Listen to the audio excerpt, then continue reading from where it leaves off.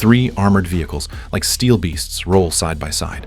But one of them carries $35 million worth of gold. How do you pull off a heist like this, in broad daylight, right under the nose of the man who owns it? Today, we bring you an action-packed crime thriller with an all-star cast. Let's rewind to a year ago. A legendary crew of thieves, led by Bridger, is in Venice, pulling off the heist of the century, stealing $35 million in gold. They pour a box of plastic explosive into a container, grab a roller brush, and meticulously paint a perfect square on the ceiling. Directly above them sits a safe holding the $35 million prize. They attach a detonator and hit the switch. The safe vanishes right in front of the security team's eyes. The guards rush out to investigate, only to see Rob making a run for it with the safe. They give chase, unaware it's all a distraction. The real safe is still underwater. Lockpicking master Bridger stared intently at the lock, under immense pressure. Lyle spots the police closing in. They've got less than 7 minutes. It's a race against death. Bridger, cool and composed, cracks the safe in just 3 minutes. The crew hastily bags the gold, straps on thrusters, and escapes, right beneath the cops' feet. Meanwhile, Rob led their pursuers on a wild goose chase, taking them on a tour through the waterways of Venice. Later, the team reunites in the snowy mountains, toasting to their victory.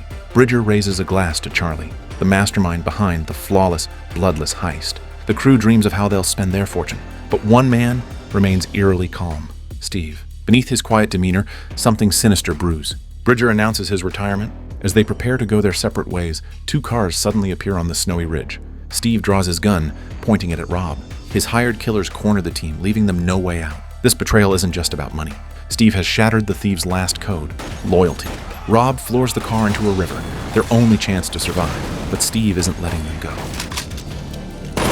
He knows. Leaving enemies alive is asking for trouble.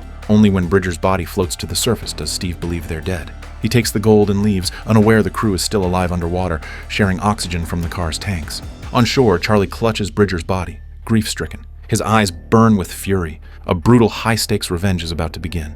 After a year of hunting, Charlie finally tracks down Steve, but the gold is locked in an even more advanced safe. He recruits Stella, Bridger's daughter, a safecracker so skilled she can open a bank vault in 10 seconds. Charlie introduces her to the team. Left Ear, the explosives expert. He lost his right ear to a homemade bomb at age 10. Lyle, the hacker who can breach any system in the world. Rob, the wheelman with killer looks and deadly charm. These individuals with specialized skills undoubtedly make the best team. They stake out Steve's mansion, observing its high-tech security, armed guards, and vicious attack dogs. Then Steve appears, sneaking a heavy box into his car. Charlie's blood boils at the sight of his enemy. Steve heads to a shadowy jewelry exchange. He's been slowly cashing in the gold, 2 bars at a time. A man who stole from the world but is too paranoid to enjoy it. The team needs a way inside. Lyle has an idea. The next day, Lyle and Rob spot a telecom repairwoman. Rob, ever the charmer, wins her over in minutes and copies her van keys. Stella, disguised as a repairwoman, drives the van to Steve's mansion. Left Ear cuts the internet line, prompting Steve to call for repairs. Rob handed her a maintenance authorization form and pinned a badge containing a pinhole camera to her chest. Stella drove to the security booth and presented her credentials. The guard showed no suspicion whatsoever, allowing Stella to enter the villa without incident. No sooner had she parked her car than 2 vicious dogs lunged at her. Fortunately, Steve appeared just in time to regain control of the situation. His eyes lit up the moment he saw the stunningly beautiful Stella. Upon entering the mansion, Steve kept bragging to her about how luxurious his house was. When Stella entered the office, she quietly opened a small adjoining room as she had suspected. Sure enough, the safe was hidden there just as she had anticipated. The alert Steve instantly caught on, hurriedly closing the door and informing Stella, "There are no cables here." Stella pretended to inspect the area, though in reality she had already photographed every detail in the room. Seeing the task completed, she signaled her teammate to plug in the network cable. Receiving the command, Left Ear swiftly reconnected Steve's internet cable. I'm just gonna reset your... When Steve turned on the television, everything returned to normal. Just as Stella was about to leave, she never imagined Steve was actually planning to ask her out to dinner. Staring at this wolf in sheep's clothing, her own father's murderer, Stella's heart raced. She neither flatly refused nor readily agreed, because she intended to preserve a crucial opportunity for the future. Upon returning, Lyle used the video footage to successfully model the mansion's blueprints. But a new problem emerged. The front door and the safe were miles apart. Hauling a nearly 1-ton safe to the car by hand was a nightmare scenario. Then, a breakthrough. Lyle's measurements revealed the hallway was 6 feet wide. Charlie had an idea. The Mini Cooper could fit. They loaded iron plates into the car to simulate the gold's weight and had Stella test drive it in a mock-up of Steve's mansion. The test seemed flawless, until a fatal flaw surfaced. The car's suspension was too weak. Rob brought in a master mechanic to upgrade 3 Minis. The results? More power, better durability.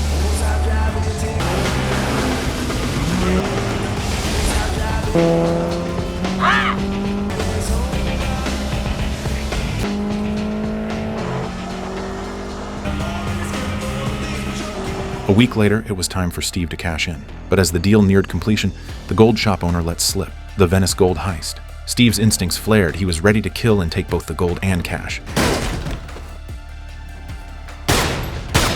Just then, a car pulled up. Steve wiped his prints, grabbed the case, and bolted out the back. The newcomer was no ordinary man. He was the shop owner's cousin and the local mob boss. Seeing his cousin dead, he flew into a rage, tracked down the middleman, and identified Steve. A deadly reckoning was coming. Meanwhile, the revenge squad was ready. Steve had a candlelit dinner planned with Stella at 8 p.m., while the others would slip into the mansion in his absence. But when they arrived, disaster struck. Steve's neighbor was throwing a party. Blowing the door would draw witnesses. The plan was scrapped. At the dinner, Stella accidentally tipped her hand. Steve's suspicion grew. She knocked over a wine bottle. A signal. The team emerged and Steve froze. He'd watched them drown. How were they alive? Charlie even issued a threat. "I'll take the gold that belongs to us right in front of you." Steve stayed calm. He knew Charlie's tricks. "Then let's see what you've got." The battle of master thieves was on. Surprised? Just as they hit a dead end, Lyle overheard Steve planning to flee with the gold. Charlie grinned. This was their chance. They'd strike during transport. Rob worried. "There are too many routes to the airport.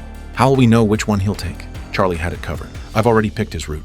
Lyle had hacked LA's traffic lights. They'd block every road but one, and Left Ear planted explosives along it. At 4 p.m. rush hour, 3 armored trucks left Steve's mansion, with Steve monitoring from a helicopter. Lyle tracked tire pressure and ID'd truck 128, the one with the gold. With a few keystrokes, it was diverted. The trucks vanished from Steve's screens. Below, the team moved fast.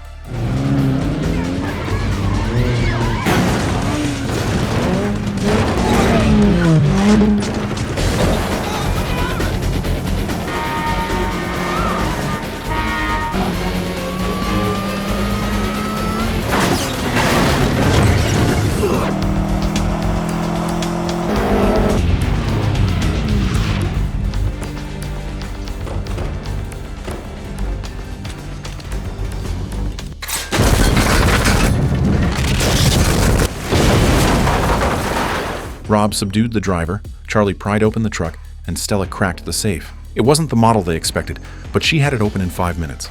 They loaded the gold, now worth $27 million, into the upgraded minis and raced away, dodging Steve's hitmen with Lyle's green light escort. Stay on him! Stay on him!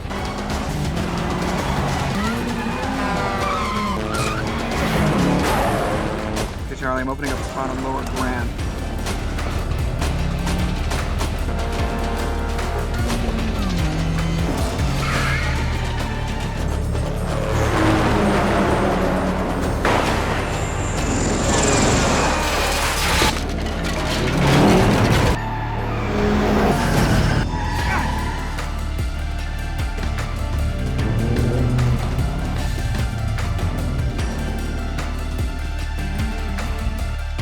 When they left, he bribed the garage worker. The door opened, and there stood Charlie. Outmaneuvered, Steve snapped, gun drawn. "Who the hell are you?" a cold voice replied. "The gold shop owner's cousin." Steve's face fell. He tried to bargain. "We've got guns. Let's split it." Too late. Charlie had already cut a deal with the mob. This wasn't about violence, it was about Steve's betrayal coming back to destroy him. Father and friend.